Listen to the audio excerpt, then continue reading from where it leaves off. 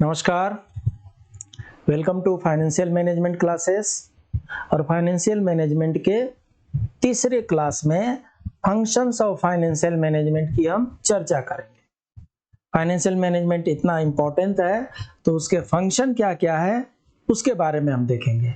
तो जैसा कि मीनिंग ही बता रहा है कि financial management means plan and control of the finance of the company, मतलब पैसे को इकट्ठा करना, पैसे को खर्चा करना।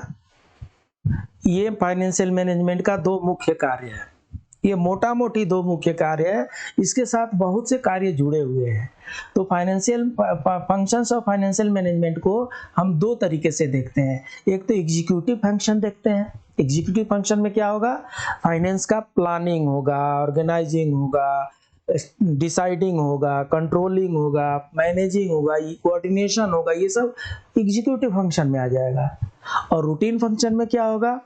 रूटीन फंक्शन में एस्टिमेशन होगा, डिटर्मिनेशन होगा, इवैल्यूएशन होगा, एलोकेशन होगा, डिस्ट्रीब्यूशन होगा, मॉनिटरिंग होगा। ये डे टू डे काम है, ये रूटीन फंक्शन में। एग्जीक्यूटिव फंक्शन मेजर प्लान बनाएगा और रूटीन फंक्शन में उस प्लान को एग्जीक्यूट किया जाएगा। तो फाइनेंशियल मैनेजमेंट के ये दो तरह के फंक्शन दिखाए गए हैं।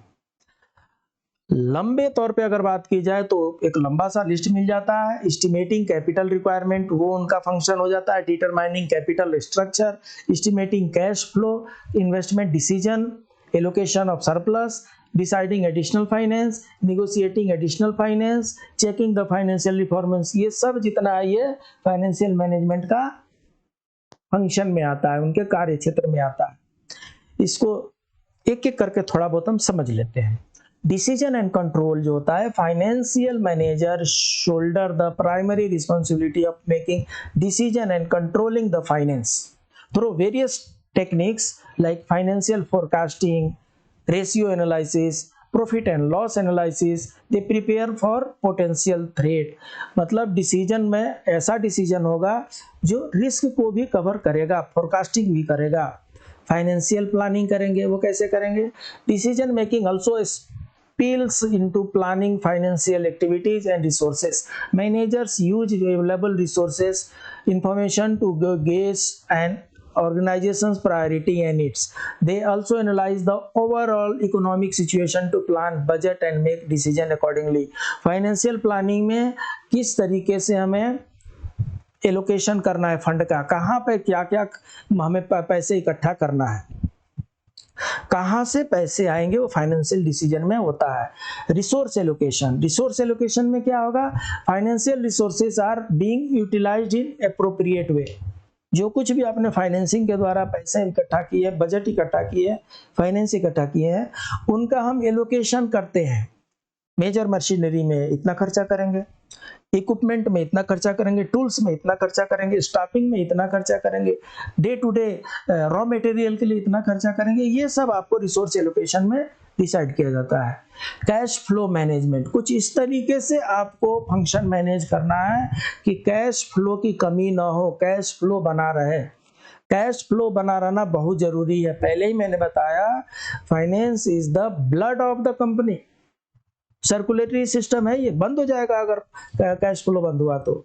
डिस्पोजल ऑफ सरप्लस, अगर आपके पास सरप्लस अमाउंट हो जाता है, प्रॉफिट ज्यादा हो जाती है और सरप्लस अमाउंट हो जाता है, तो उसका किस तरीके से आप डिस्पोजल करते हैं, ये भी बहुत जरूरी चीज होता है। एक्विजिशन एंड मर्जर, जरूरत पड़ने पर किसी नई कंपनी को खरीद लेना, अधिग्रहित करना। एक्विजिशन मतलब अधिग्रहित करना, किसी नई कंपनी को खरीद लेना, और नहीं तो दो कंपनी को मिला करके एक कंपनी को बना देना, उसको मर्जर कहते हैं। एक्विजिशन मतलब पहले मेरे पास 5 कंपनी थी, एक कंपनी और खरीद लिया, मेरे पास 6 कंपनी हो गई।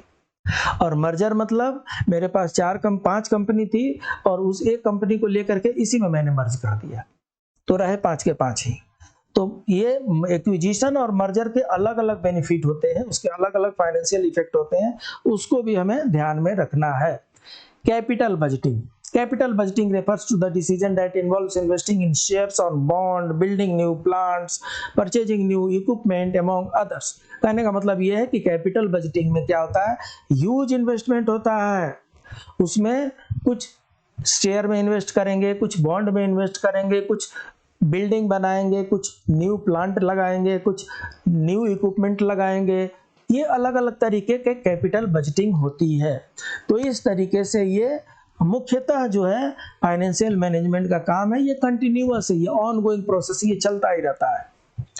कुछ और फंक्शन देख लें तो financial forecasting, this is one of the important function of the financial forecasting. करना मैनेजमेंट का एक पार्ट है। चाहे आप जिस किसी भी मैनेजमेंट में आपको फोरकास्ट करना है कि ये चीजें होगी तो ऐसा करेंगे, ये चीजें होंगी तो वैसा करेंगे। तो इसमें क्या होता है, long term and short term financial needs को आप फुलफिल कर पाते हैं। एस्टिमेशन ऑफ कैपिटल रिक्वायरमेंट आपकी कितनी होगी, इसको आपको ध्यान में रखना है। कैपिटल कंपोजिशन क्या रखना है आपको, लॉन्ग टर्म शॉर्ट टर्म कैसे रखना है वो भी आपको डिसाइड करना है। फंड सोर्सेस कहाँ से फंड आपको लाना है ये देखना है आपको। इन्वेस्टमेंट कहाँ आपको खर्चे करने हैं वो देखने हैं आपको। डिस्ट्रीब्यूशन ऑफ सरप्लस किस तरीके से करना है। जो बोरोवर्स हैं, जो लेंडर हैं, जिनसे आपने डेट लिया है, जो ऑनर्स हैं, जो शेयर होल्डर्स हैं, उनके बीच में आप कैसे सरप्लस को एलोकेट करने वाले हैं। Capital composition long term short term का है। कैश मैनेजमेंट आपको रखना है, छोटे मोटे बिल है, वेज है, स्टॉक परचेज है, इसके लिए आपको कैश की जरूरत पड़ती है। फाइनेंशियल रिपोर्टिंग जो है, साल में बैलेंस शीट बनाएंगे, एनुअल रिपोर्ट बनाएंगे, और भी फाइनेंशियल स्टेटमेंट होते हैं उनको बनाना है, ये भी आपके कार्यक्षेत्र में आता है। तो ये रहे मुख्यतः फाइनेंशियल मैनेजमेंट के फंक्शंस। अगले क्लास में मिलते हैं, तब तक प्लीज कीप ऑन रिवाइजिंग। नमस्कार।